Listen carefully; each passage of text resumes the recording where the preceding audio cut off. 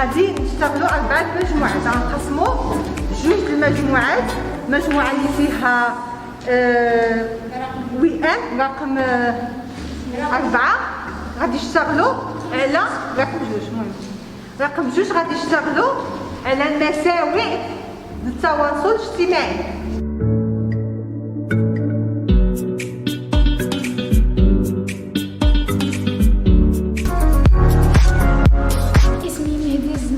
الوسيلة اللي أستعملها الواتساب، انستغرام، فيسبوك، تويتر. اليوم في هذه الورشة تعلمنا سلبيات وإيجابيات وسائل التواصل الاجتماعي، وتعرفنا بعض المعلومات على تطبيقات للتواصل الاجتماعي لم أكن أعرفها.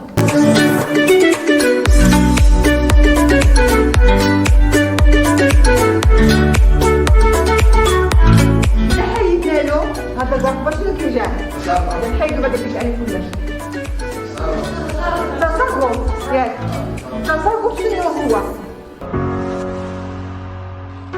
على الفيسبوك على الواتساب، يعني عامة السوشيال ميديا اللي كان يعني دائما يعني كما مشيتي تدير يعني لا شغل لا والو، كما مشيتي يعني كان غير التليفون، يا اما كتكون يعني قله الاهتمام يعني في الدار، ولا كيكون يعني المحيط ديالك اللي عايشه فيه يعني ما كيكونش عندك واحد الانسجام معاهم، وديك الساعه كنمشي لداك المواقع هذوك. الطريقه غتجي مثلا مواجهه المدرسه من المدرسه للدار، قال ماما شافت له شنو هذا سرقتو صاحبي ما قتلو والو اولا جبرتو هو كذاب. لا تقدر تقول لها تصرفو وتقول له اديتو صاحبي.